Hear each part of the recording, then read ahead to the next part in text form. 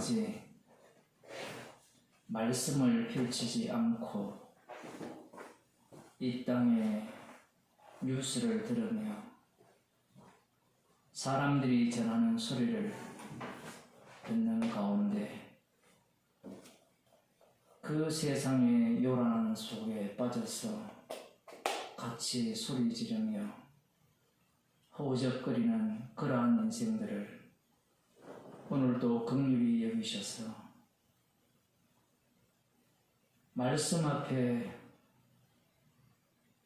고요해지는 갈릴리 바다처럼 십자가에서 주님이 홀로 다 이루심을 보게 하시고 주님께서 지금도 쉬지 않고 요란하게 바쁘게 일하심을 볼 수 있는 저희들이 되게 하여 주옵소서. 예수님 이름으로 기도드리옵나이다. 아멘. 하나님 말씀 마태복음 11장 19절 말씀입니다. 함께 읽도록 하겠습니다. 신약성경 17쪽입니다. 인자는 와서 먹고 마시매 말하기를 보라, 먹기를 탐하고 포도주를 즐기는 사람이요 세리와 죄인의 친구로다 하니 지혜는 그 행한 일로 인하여 옳다함을 얻느니라. 아멘. 지혜는 그 행한 일로 인하여 옳다함을 얻는다. 이렇게 말씀을 하셨습니다. 선악과를 먹은 인간들은 선악을 아는 일에 하나님과 같이 되었죠. 하나님과 같이 되었다는 말은 이 선악과의 모양이 지혜롭게 할 만하다라고 여자가 보았을 때 그렇게 보였다라고 했죠. 하나님의 지혜를 나름대로 담았다는 겁니다. 선악과를 먹었기 때문에 인간은 이미 지혜로운 인간이 된 거예요. 이런 말도 참 어려운 이야기지만 지혜로운 인간이 되었다라는 것이 무엇인가? 이것이 중요합니다. 이 선악과를 먹은 이후에 인간은 지혜로운 인간이 되어서 이 지혜로운 모습이 두 갈래로 갈라지게 됩니다. 어떤 모습으로 갈라지는가? 창세기 2장을 3장을 보게 되면 여자가 선악과를 먹고 난 뒤에 함께 있는 남자에게도 주었죠. 자, 그러한 어떤 선악과를 먹은 이후에 한 행동이 어떠했는가? 그도 먹은지라 이에 그들의 눈이 밝아 자기들의 몸이 벗은 줄을 알고 무화과 나무 잎을 엮어 치마를 하였더라. 벗은 줄을 알았다. 여기에 지혜롭게 대처할 방식은 무화과 나무 잎을 취하여서 이 하체를 가리는 그것을 엮어서 치마를 만들어 입는 거예요. 이게 인간들의 지혜입니다. 이 지혜가 나중에 하나님의 말씀과 엮어져요. 어떻게 엮어지는가? 하나님께서 찾아오셔서 약속을 나눕니다. 창세기 3장 15절을 보면 내가 너로 여자와 원수가 되게 하고 너의 후손도 여자의 후손과 원수가 되게 하고 너의 후손도 여자의 후손과 원수가 되게 하리니 여자의 후손은 내 머리를 상하게 할 것이요 너는 그의 발꿈치를 상하게 할 것이니라 하시고, 그 이후에 저주가 주어지죠. 처음 하나님의 형상을 따라 지음을 받았을 때 그들에게는 없었던 그러한 저주가 주어집니다. 남편을 사모하는 일도 없었고요. 오늘날로 보면 남자가 왕이 되고자 하고 주가 되고자 하잖아요. 좀 닫아주세요.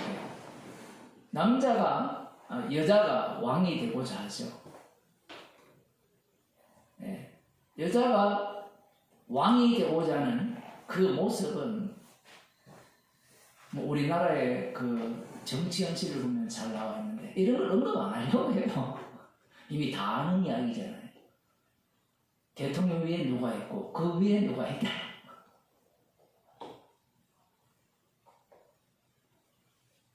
이러한 어떤 생소한 이 저주, 듣자마자 저주임을 알아요. 또한 남자는 이마에 수고해야 되고 종신토록 수고하여야 그 소산물을 먹을 것이다. 주로 남자가 일을 하게 되어 있습니다. 성경에 보면. 원래 인간은 말씀 안 듣거든요. 시키는 대로 안 합니다. 그러니까 지금은 다 이래가 먹고 살거든요. 말씀을 준 이유는 이 말씀에 대해서 대적하라고 준 거거든요. 하나님께서 창세기 3장 15절에 나오는 그 약속만 주시고 끝냈다면 그냥 그러니 이렇게 지나갈 수 있는데, 뒤에 저주가 주어졌죠. 저주가 주어졌기 때문에, 그리고 자신들이 벗었음을 알았던 그러한 어떤 상황, 뭔가 이것은 비정상적이다, 본래적이지 않다, 첫 창조와 다르다라는 것을 알게 된 겁니다. 그러면 뱀 따먹지 말라는 그 선악과를 뱀 때문에 먹었기 때문에 여자의 후손, 남성 단수거든요. 그 아들이 온다면, 태어난다면 뱀의 머리를 상하게 할 것이라, 이렇게 약속을 주셨어요. 이 약속을 누구에게 주셨습니까? 여자에게 주셨거든요. 남자는 구경꾼인데, 구경꾼으로 있으라면 구경꾼으로 인간이 있느냐라고 하면 절대 그렇지 않습니다.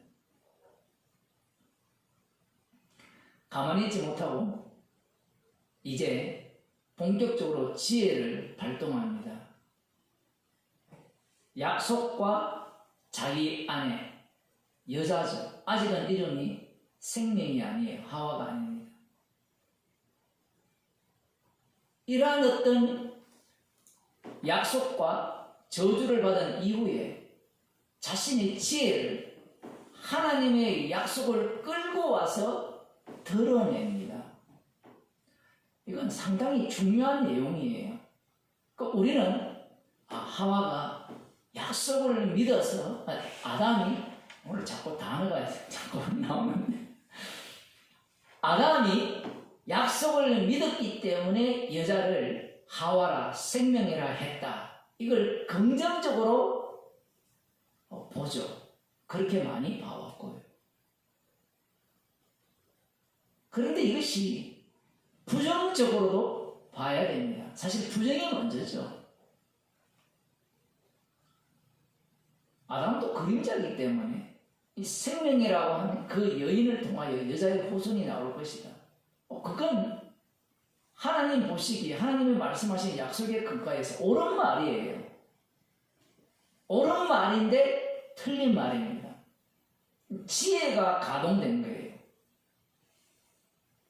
선악과를 먹은 이후에 지혜가 어떤 식으로 가동되는가? 처음에는 말씀과 상관없이 눈이 밝아져서 치마를 해서 엮어서 무화과로 엮어서 치마를 해. 이번 지혜가 발동되었다면 두 번째 지혜는 약속을 바탕으로 하여서 지혜가 나온다는 이야기입니다. 이 두 가지 지혜를 놓치게 되면 무엇이 문제가 생기느냐? 그건 아무리 예수님을 믿어도 지옥 간다는 이야기예요. 뭐 믿는 것도 아니지만. 왜냐하면 예수님을 믿는 것이 지혜가 되기 때문에 그래요. 말씀이 참으로 인간이 보기에는 고약해요. 제가 하나님의 말씀을 이렇게 표현해서 상당히 죄송한데, 그냥 구원하면 되잖아요. 아니, 선악과를 왜 만들어요? 에덴 동산에서, 지금도 에덴 동산에서 저 푸른 초원이 아마 에덴 동산에서 살았으면 그런 노래도 안 짓죠. 아까 찬송가를 부를 때 사람들이 이 찬송가를 간절하게 부르거든요. 왜? 빨리 이 세상을 지나갔으면 좋겠다. 얼마나 눈물 나는 찬송가입니까? 특별히 가난하거나 힘들거나 어려운 일을 사는 사람들에게는 돈 많은 그 교회의 목사들, 교인들 많은 목사들은요, 이런 찬송가 안 부릅니다. 빨리 가고 싶다. 아니죠. 자식에게 물려줘야 되고, 손자에게 물려줘야 되고, 앞으로 손자에게 물려줄 뿐만 아니라 3, 4대까지 물려줘야 돼요. 물려주면서, 교회를 물려주면서 뭐라고 이야기하는지, 율법을 끌고 오죠. 3, 4대까지, 1000대까지 복을 받으리라. 이 저주는 3, 4대지만 1000대까지. 이 세습 왕조가 되는 거예요. 오늘날 교회의 꼬라지 자체가 그렇게 지금 돌아가고 있습니다. 아예 신천지가 대놓고 이야기를 하잖아요. 여호와 증인도 마찬가지고, 뭐 거기에 그들이 그렇게 하는 이유가 있어요. 제가 한 15년, 20년 전부터 설교를 올렸잖아요, 홈페이지에. 그때도 이야기를 했지만, 조그만 교회 자체에 교인 수가 100명만 되어도 그 목사가 교주가 되기 때문에 그래요.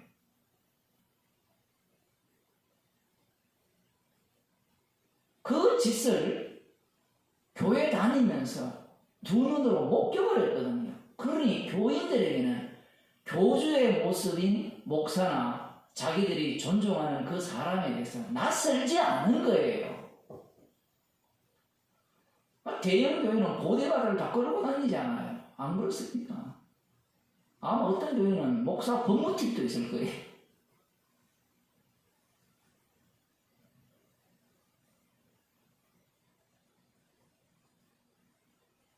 설교 비서 드는 거는 기본이고요. 아는 게 있어야 설교를 하죠. 뭐 짜집기 전문이잖아요. 짜집기 전문. 자기 혼자 설교하라면 이건 뭐 일반 교인들도 할 수 있는 설교를 하거든요.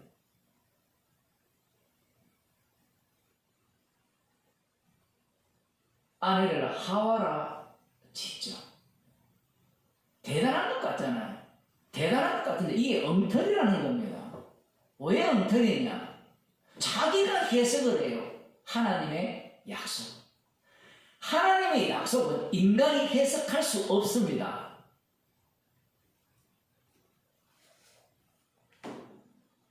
지난주 수요일도 제가 말씀드렸죠. 약속과 성취, 언약과 성취, 예정, 그 백날 이야기해도 십자가에서 다 이루어버리면 약속, 예정이 다 엉터리예요.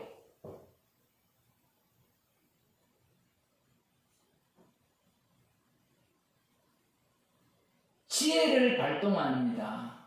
선악과를 먹었기 때문에. 이 지혜는 보통 지혜가 아니에요. 선악과를 먹은 지혜에다가 플러스 하나님의 약속이, 말씀이 거기에 더한 거예요. 그러니 인간이 자신을 누구보다 더 높게 생각하겠습니까? 하나님보다 높다 생각해요. 바벨론만 그런 게 아니고요. 하늘의 보좌에 앉겠다. 아니, 하나님을 믿어야 내가 하나님 앞에 굴복하든 말든 하지. 인간의 자리 자체가 하나님 보좌보다 더 높은 자리에 앉은 자리예요.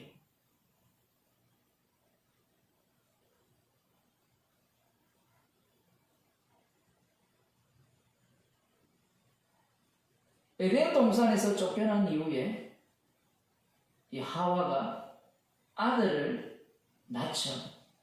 여기서도 역시 지혜가 가동됩니다. 그 아들의 이름을 가인이라 하죠. 생명인 여자인 나와 하나님의 약속을 통하여 낳은 아들 여호와로 말미암아 등남케 되었으니, 그래서 창세기 3장 15절의 약속이 이루어질 것이다. 그래서 화영검이 뚫릴 것이다 이야기예요. 별거 없습니다. 이야, 이태원에서 발표 죽었으니까 죽어서는 극락 가서 살아라, 천국에서 살아라. 그런 거 없다니까요. 그게 인간의 지혜예요. 거기에 아마 목사 딸도 있을 거예요. 아들도 있을 거고. 아니긴 몰라도 교인들이 있을 거 아니에요.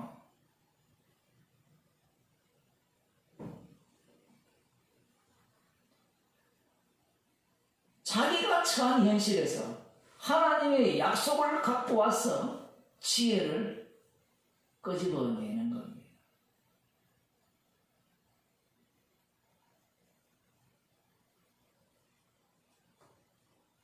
그런데 그 지혜가 무참히 깨져버리는 게 아벨이에요. 약속은 단순데 아들은 둘이 태어났어요. 이 하와와 그 아담이 성질이 정말 고약해요. 대놓고 하나님을 대적하죠. 그게 뭐냐? 아벨이라 이름을 지었잖아요. 허무하다. 약속이고 뭐고 간에 그건 거짓말이라는 이야기예요. 아담과 하와니까 믿었지 않겠느냐? 믿기는 뭘 믿어요? 이미 악마가 지배하는 세계 속으로 들어왔는데.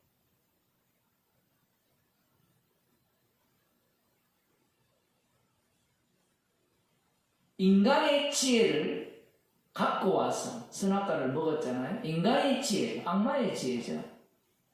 그 지혜로 하나님의 약속을 해석하고 풀이하고 이루어 보려고 하는 겁니다.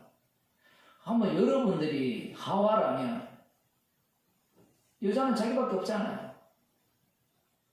그러면 자기로 인해서 태어난 아들만이 유일한 이 뱀의 머리를 칠 자잖아요. 그런데 복수, 아들 하나가 더 태어났어요. 그러면 어떻게 할 거예요? 약속적 구라야. 여러분, 하나님께 직접 들었기 때문에 그런 생각 안 한다고 생각하겠죠? 예수님께서 직접 말씀하셔도 말 안 들어요. 여러분 처음 알았습니까? 하나님께서 직접 오셔서 말씀을 직접 했어요. 안 들어요. 가인과 아벨이 태어나서 가인은 농사는 자고 아벨은 양치는 자였는데 세월이 조금 지나서 가인은 땅의 소산으로 제물을 삼아 여호와께 드렸고 아벨은 양의 첫 새끼와 그 기름으로 드렸어요. 하나님께서 아직까지 여호와의 이름은 등장 안 했는데 여호와의 이름이 등장하는 것은 그 하나님이 여호와 하나님이라는 얘기를 지금 창세기에서 말하는 겁니다. 그 문수서를 갖고 뭐 여호와 문성이 뭐 하나님 문성이 그런 말도 안 되는 소리를 하면 안 돼요. 제가 이런 얘기를 하는 이유는 여러분들이 책을 조금만 보기 시작하면 그들의 합리적인 생각에 다 넘어가게 되어 있어요. 인간들이. 한동안 그것이 얼마나 판을 쳤습니까? 뭐 지금도 판 치고 있거든요. 여기에 보면 하나님께서 사전에 아벨과 교감이 없었거든요. 제사를 지낼 때 양의 첫 새끼로 그리고 기름을 이렇게 따로 드려라 라고 지시를 한 적이 없어요. 그리고 가인에게는 제사를 드려라 명령한 적도 없어요. 이게 중요합니다. 왜 중요하냐고 할 때 이스라엘의 제사법이 먼저가 아니라는 사실을 기억을 해야 됩니다. 하나님의 율법은 레위기에 보면 후차적으로 주어진 거예요. 이미 애굽에는 제사장들이 있었고요. 화목제, 번제 다 있었어요. 뭔가 하나님께서 낯선 새로운 방법을 주어서 구원을 하시는 것 같지만 그런 방법이 아니에요. 구원도 아니고요. 지시가 없었는데 드렸어요. 가인의 입장에서는 어떤 마음으로 드렸을까요?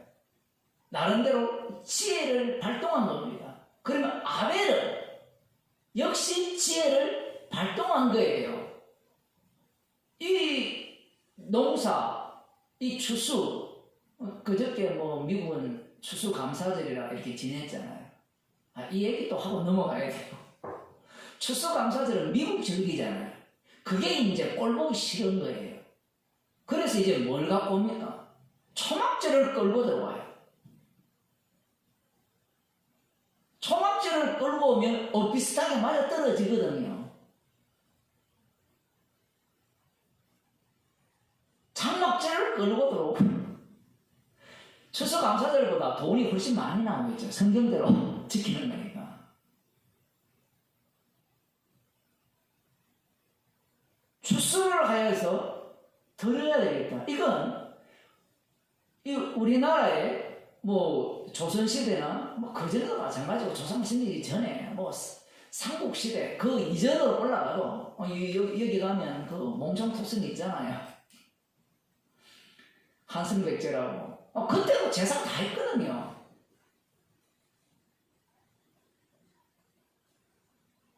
지시가 없었단 말이에요. 이것은 어디에서 출발하느냐라고 하면 하나님이 주셨느냐, 마귀가 알려줬느냐, 마귀가 알려줬어요. 여러분이 그걸 먼저 아셔야 됩니다. 가인이 하나님이 지시 안 했잖아요. 뭘 바치라고. 지시한 것은 거꾸로죠. 저의 소원은 네게 있으나 너는 죄를 다스리라. 이게 지혜예요. 가인의 지혜고 오늘날도 마찬가지잖아요. 사람들이 그 이태원에서 죽으니까 거기서 뭐합니까? 죽은 자리에서 제사 지내잖아요. 잘 가라고. 누가 가르쳤습니까? 안 가르쳤거든요. 에이, 조상부터 배워왔잖아요. 안 배워도 그 짓을 해요. 신의 노용을 사면 다 신께 희생물을 바치잖아요. 인간의 심장을 바치는 경우도 있고, 피를 바치는 경우도 있고, 닭의 목을 비틀어서 그 피를 바치는 경우도 있고, 소ቁ튀기를 벗기는 경우도 있고. 이렇게 하면 여기에 보면 감사해서 드렸다라고 하지 않거든요. 이게 재밌습니다. 감사해서 드린 게 아니에요. 인간은요, 선악과를 먹은 이후에는 다 거래입니다. 거래. 거래가 되지 않으면 인간은 어떤 행동에 나서지도 않아요. 어젯밤에 제가 레이기 마지막 걸 설교하면서 11조를 넘어했잖아요. 그걸 거래로 생각하면요, 목숨 걸고 합니다. 그게 바리새인이었어요. 그래서 그 당시에 바리새인들이 부자가 많았던 겁니다. 그런데 하나님의 축복을 다 팔아 가난한 그들에게 주고 나를 따르라. 그러니까 근심함에 가버리죠. 그 다음 단계, 다 주고 따르면 구원받겠네요. 천만의 말씀. 제자들이 모든 걸 버리고 따랐잖아요. 그 따르는 이유가 뭐예요? 무엇을 얻겠습니까? 얻기는 뭘 얻어요? 12보좌에 앉아서 12지파를 심판하죠. 그게 뭡니까? 주님의 가신 그 길을 똑같이 걷는다 얘기예요. 야고보가 1번으로 죽잖아요.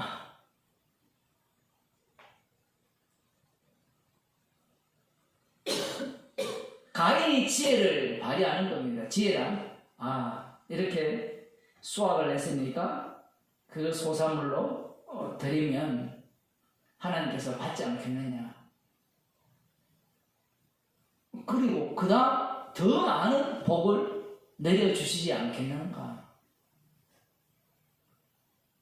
그러한 생각을 하고 제사를 드렸고 아벨도 제사를 그렇게 드린 거예요. 그러니까 우린 이렇게 들어갈 수 있죠. 아벨에게 지시를 하셔서 아벨이 이렇게 제사를 드렸다. 그 말도 맞아요. 근데 그 말이 맞아버리면 아벨은 어떤 자가 되는가 하면 다 아는 자로서 의로운 자가 돼요.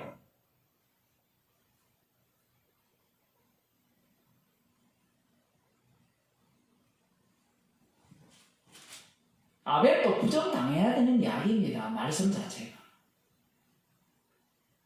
만일에 그렇게 되면 지혜가 인간의 소유가 되죠. 지금 아벨이 갖고 있는 지혜는 예상 못한 지혜입니다. 아벨은 가인과 똑같이 가인은 농사 짓는 자였기 때문에 그 땅에 소출을 드린 거고 가인은 양치는 자였기 때문에 첫 새끼로 그 기름으로 드렸던 거예요. 믿음이라는 것은 믿었다라고 하는 자의 믿음을 인정하지 않는 게 믿음이에요. 그런데 이 아벨이 드린 것을 하나님이 받았어요. 예상치 못한 겁니다. 이걸 뭐라고 하는 거면 지혜라고 하는 거예요. 인간의 지혜와 하나님의 지혜가 부딪혀버리죠. 부딪혀버리면 이 진노의 자식들은 튕겨버리죠. 가인은. 그러면 하나님의 지혜와 인간의 지혜가 부딪히면 그 부딪힘을 당한 자는 어떤 최후를 맞느냐? 튕기자에서 죽임을 당해요.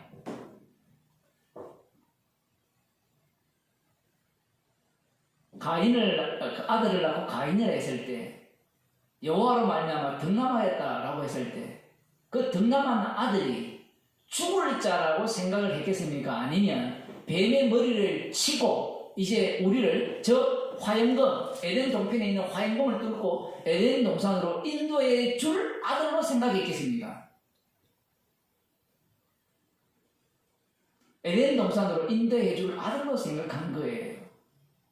그런데 하나님의 지혜는 험으로 등장하고 죽음으로 등장하고 인간이 도무지 예상할 수 없는 방식으로 들어와 버린 거예요. 우리들이야 이 결론을 알기 때문에 아벨은 믿음으로 더 나은 제사를 드렸다 이렇게 이야기하니까 다 덩달이에요. 다 덩달이라서 나도 저렇게 믿음으로 제사를 드리고 믿으면 되지 않느냐 이렇게 나오는 거예요. 그건 하나님의 지혜가 아니에요. 지금 그 아님을 지금 말씀하는 겁니다.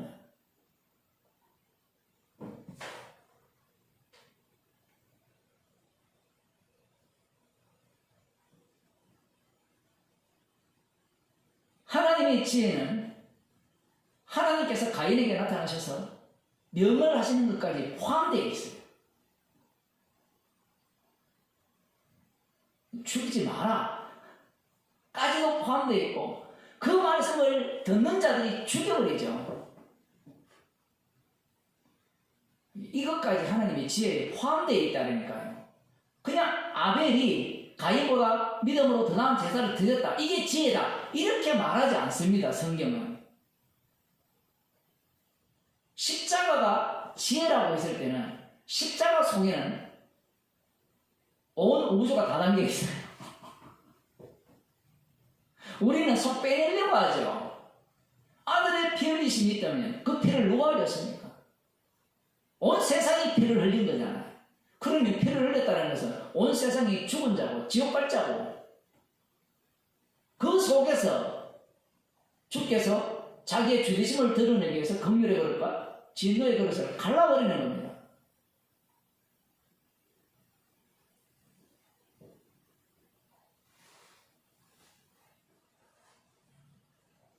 창세기 9장을 보게 되면 이상한 지혜가 나와요.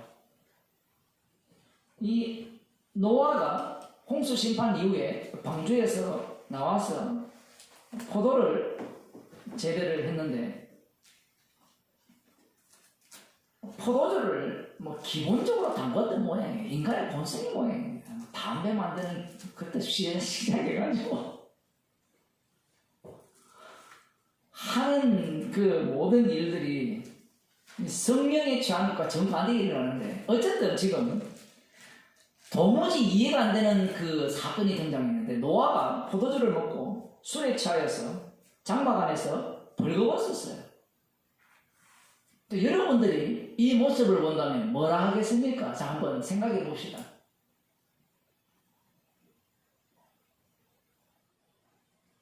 이 모습을 본다면 뭐라고 하겠어요?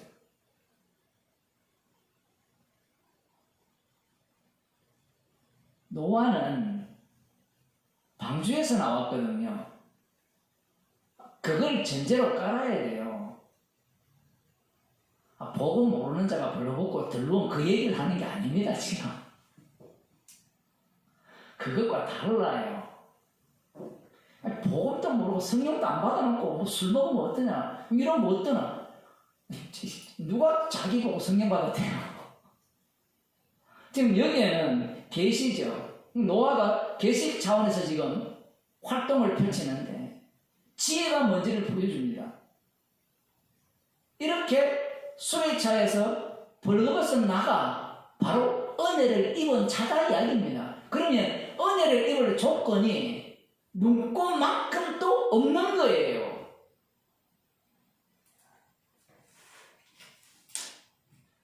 정결한 짐승으로 제사를 드렸다는 것은 그 정결한 짐승의 희생으로 인해서 피 때문에 죄가 용서되고 구원을 얻었다는 거예요. 죄가 용서되었으니까 죄 없다가 아니고요. 죄 없다는 맞는데 죄이지요.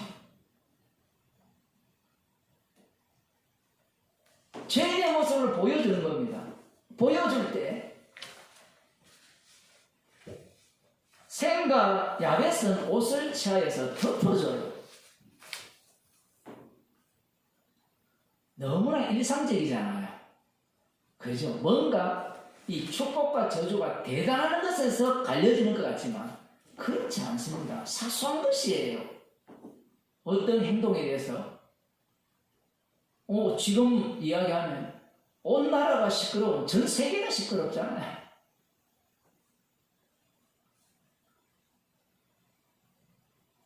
그런 사건들을 보는 안목 속에서 긍휼의 그릇인지 진노의 그릇인지 드러나는 겁니다.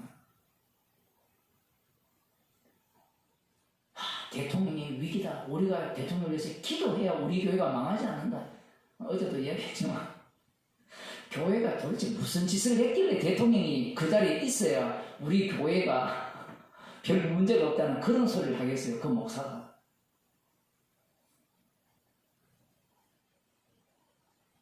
두 가지겠죠. 불법을 저질렀든지 아니면 대통령이 법을 어기든지 둘 중에 하나잖아요. 다른 그 정당에서 대통령이 된다면 그 이전 대통령이라 치면 그 대통령이 불법적으로 그 교회를 폐파하겠다 얘기잖아요. 표현을 하면.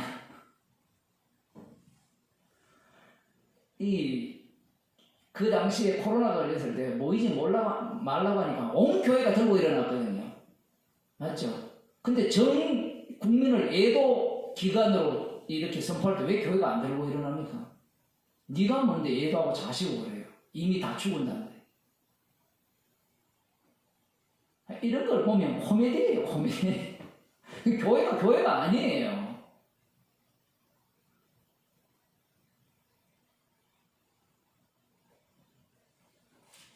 결국 교회가 노리는 바는 편안하게 신앙생활을 하고 자기 재산을 지키고 늘려가고 교회에서 늘려가고 자기 행복이거든요.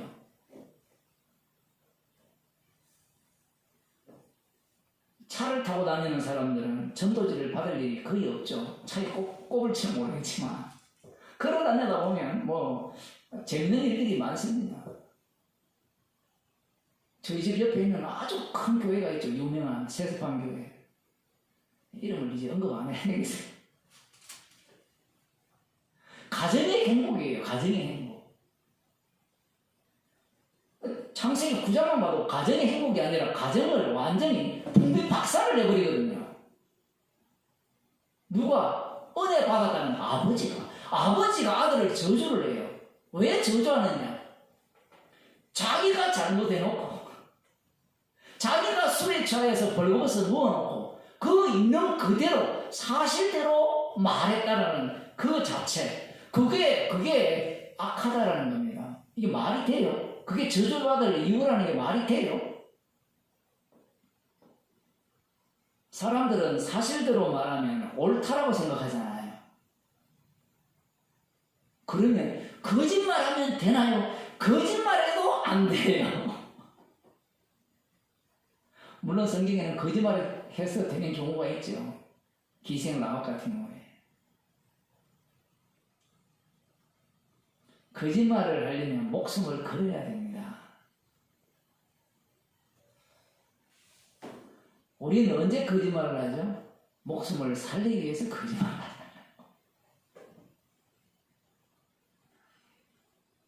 함이 뭐라고 합니까? 여기에 보면 처음에 함이 먼저 봤죠. 하체를 보고 밖으로 나가서 두 형제에게 사실대로 이야기를 했어요.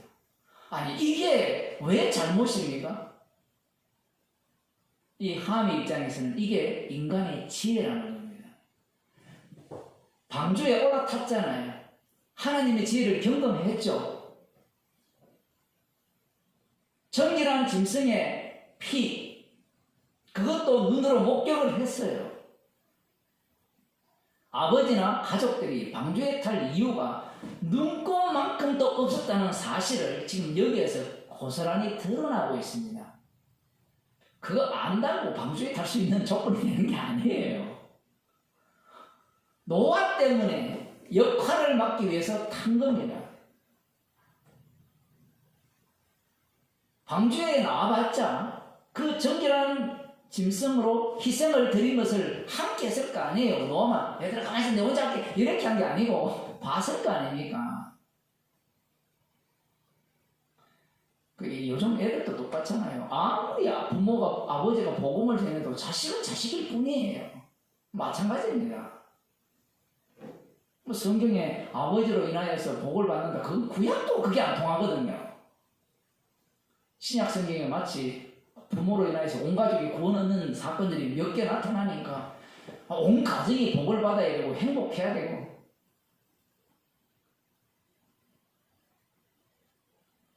인간의 탐욕만을 취하는 겁니다. 성경을 통해서. 이 이야기를 듣고 생각이 아버지 뒷걸음질 쳐서 아버지를 덮어주죠. 하체를 덮어줍니다. 모아나무로 가렸을 때 하나님께서 이 가죽으로 치마를 만들어서 덮어주셨죠. 그 덮어주는 사건이 지혜거든요. 자, 그러면 누가 잘못했습니까? 누가 잘했습니까? 여러분 보시기에 아버지니까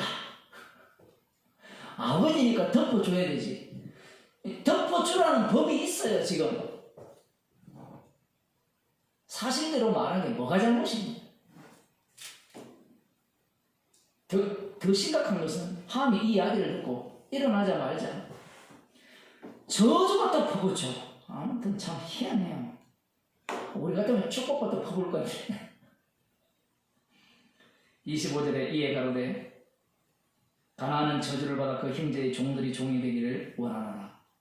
아니 아버지 자신이 잘못해놓고 사실대로 말한 그 함의 자식을 저주하는 것이 말이 됩니까? 이게 지혜로운 아버지의 태도예요. 여러분이 부모라면 이런 자식을 축복하겠어요? 저주하겠어요? 예? 여러분의 자식이 이태원 가서 발표 죽었다 칩시다. 그러면 마땅하답니까? 감사해야 됩니까? 노래를 불러야 됩니까? 찬양을 불러야 됩니까? 아니면 다른 소리를 해야 돼요. 제가 지난 주일도 그런 설교를 했지만 죽는 이유는 딱 하나예요. 죄 때문에 죽습니다. 한 가지 더 이야기할까요? 원수 갚는 것은 죽기에 있어요. 원수는 우리가 갚을 수가 없습니다. 그 원수도 지 원수가 아니거든요. 엉터리 원수죠. 십자가의 원수거든요. 개인의 원수도 아니에요.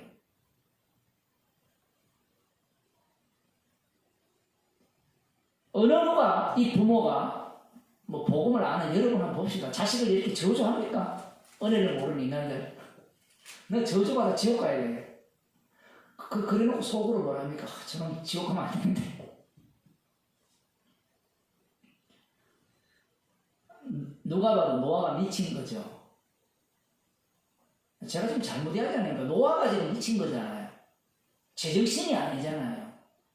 자기가 잘못했으면 이건 내 잘못이야. 자기부터 회개해야 될 거 아니에요. 회개는 그냥 뭐라고 해야 합니까? 저주와 축복을 날려가지. 그것도 자식들에게. 생각하면 야벳에 대해서는 축복을 이야기를 하는데 이게 지혜예요. 이걸 설명할 수 있습니까? 설명할 수 있느냐는 얘기예요.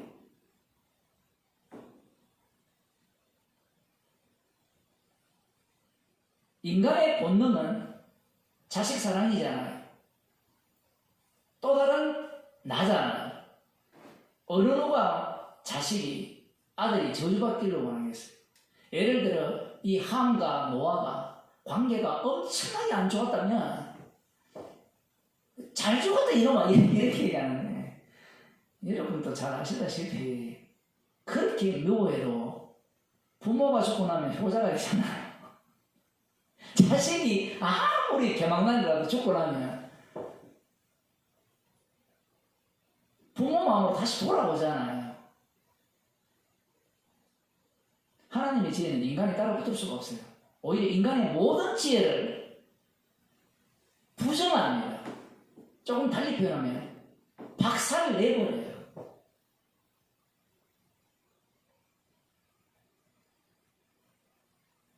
그런데 인간은 그것이 자기의 지혜라고 생각을 하는 겁니다. 지금 지혜는 그 행한 일로 옳다함을 얻느니라. 이 지혜가 누구냐? 누구를 지칭하느냐? 신학적으로 논의가 많거든요. 예수님인 것은 분명해요. 그건 뭐 잠언서 8장에도 나오지만 구약 성경 전체가 지혜를 이야기하니까. 그런데 이 말씀을 해석을 하려면 먼저 이 말씀을 듣는 주변의 사람들을 생각을 해야 됩니다. 세계 요한이 와서 질문하고 난 뒤에 돌아가고 남은 자들이 있잖아요.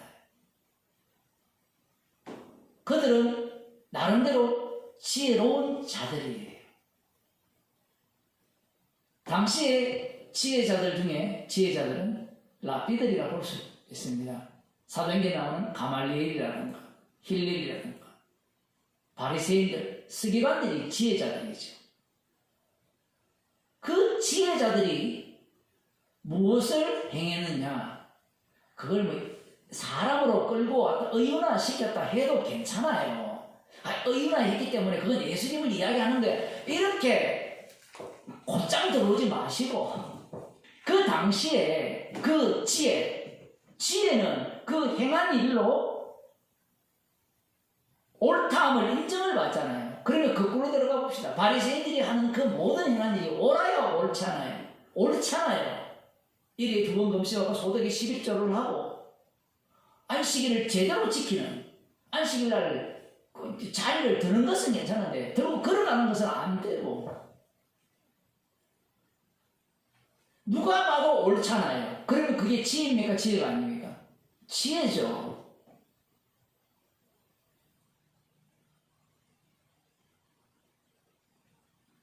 그런데 진짜 지혜가 등장했습니다. 진짜 지혜가 등장하면 그 지혜에 장단을 맞춰야 되는데 이들이 맞추는 모습은 어디에 장단을 맞춰요? 율법대로의 장단을 맞추거든요. 그러니 세례 요한이 와서 이 금식을 하니까 미쳤다라고 이렇게 이야기를 하고,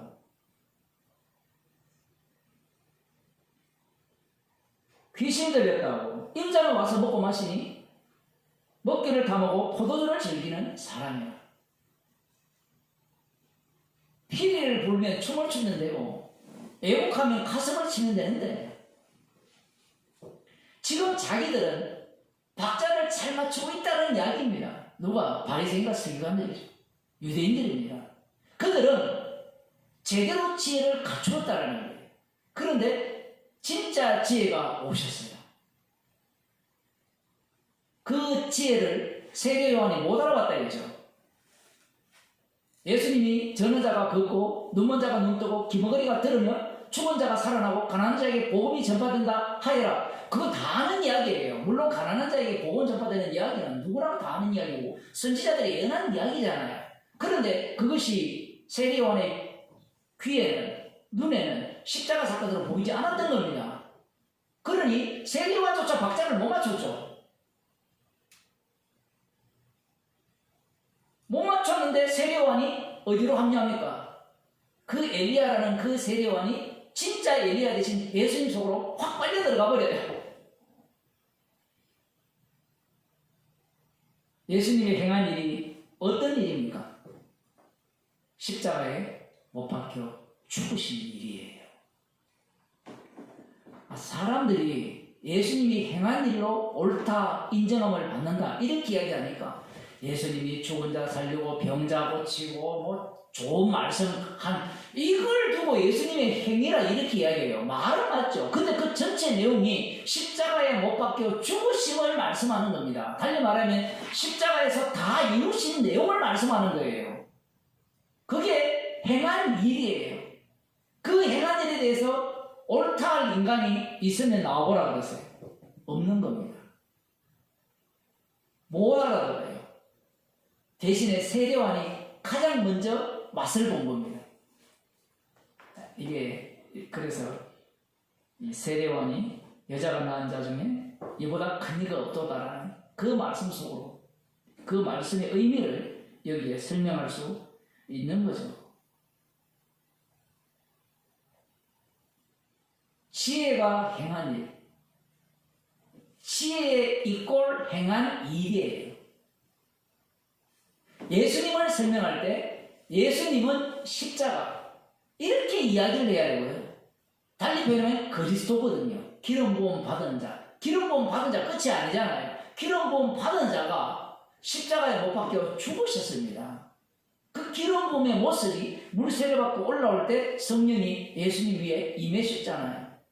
그 성령이 임하신 분이 어디로 내몰립니까? 광야로만 내몰리는 것이 아니라 이제 십자가의 길로 내몰고 가시죠. 그게 행한 일이에요. 이 지혜를 인간들이 보고 옳다 그르다 판단할 수 있습니까?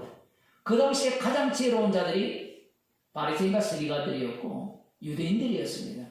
그들이 십자가를 조롱을 냈지. 그것이 참 지혜, 생명이 나오는 곳, 심판조가 되는 자리, 천국 갈 자는 천국 보내고 지옥 갈 자는 지옥 보내는 그 자리, 진짜 지혜, 살기 위한 지혜가 아니에요. 아담과 여자가 선악과를 먹은 이후에 그들이 알고 있는 지혜는 살기 위한 지혜예요.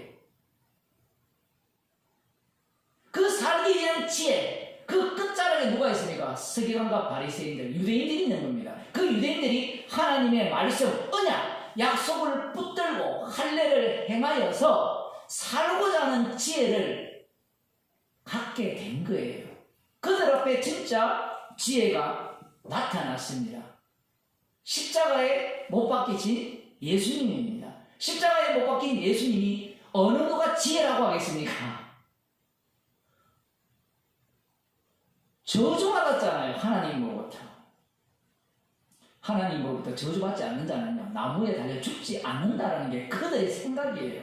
우리들이야 나무에 달린 예수님이 진짜 하나님의 아들이니까 그거 참 귀하네, 나무 십자가 귀하네 이렇게 얘기하는데, 지혜를 가진 바리새인과 서기관들 입장, 달리 말하면 구약 율법을 마음속에 가득 채워 넣었잖아요.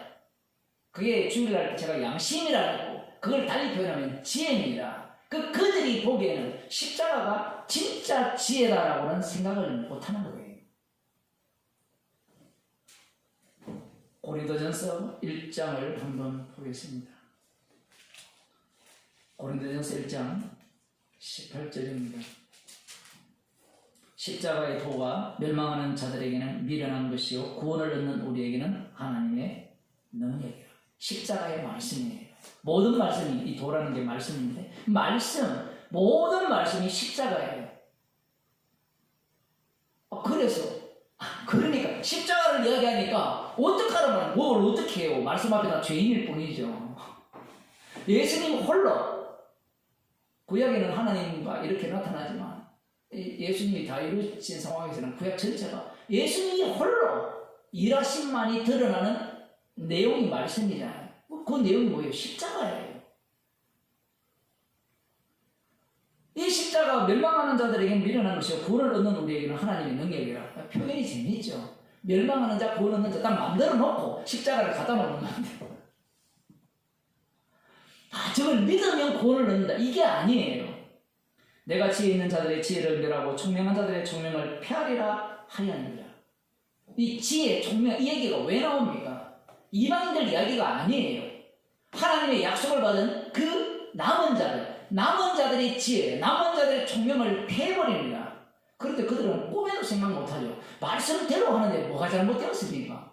하나님이 시키는 대로 사는데 왜 잘못되었습니까? 이게 지혜가 아닙니까?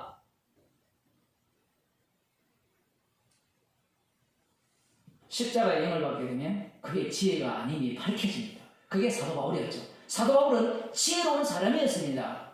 지혜를 갖고 예수 믿는 자를 핍박했죠. 그런데 주님이 찾아오시니까 자기의 지혜가 아니었다는 거예요. 이것보다 충격적인 사건이 없습니다.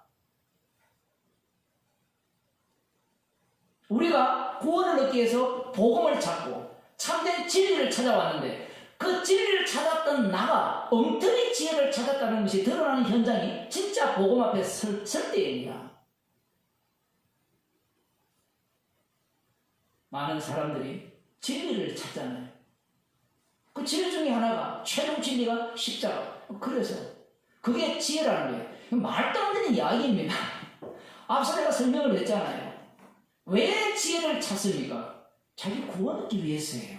자기가 천국 가고 싶어서예요. 그런데 십자가의 지혜는 그 지혜를 증가하기 위한 구원이고 심판인 겁니다. 그래서 십자가는 독특하게 다가오는 거예요. 모든 지혜와 총명을 멸하는 방식이에요. 부정하는 방식입니다. 긍정하는 방식이 아니에요. 그래서 복음을 자꾸 듣게 되면요, 사람이 어떤 생각이 드는 거예요? 남는 게 없어요. 원래 남는 게 없어요. 우리는 안개처럼 사라져야 돼요. 그런데 사람들이 이 복음을 제대로 알지 못하는 사람들은 마음속에 뭔가 꿈을 꾸는 거예요. 제대로 듣게 되면 더 농축된 그러한 마치 과학에서 말하는 빅뱅이 일어나기 전에 응축된 무게만 해도 요 무겁만한 요 구슬 하나가 뭐 수천억 톤이 되는 그 이상이겠죠. 그러한 그 나가 되기를 바라면서 진리를 찾아오는 거예요. 아무것도 없습니다. 남는 것은 십자가에서 다 이루심만 남기는 겁니다. 그게 성도의 삶이에요. 기도하시겠습니다.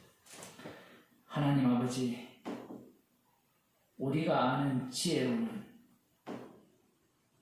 주님을 알 길이 없음을, 오히려 주님을 십자가에 못 박아 죽이는 지혜임을 오늘도 말씀을 통하여 들려주심을 감사드립니다.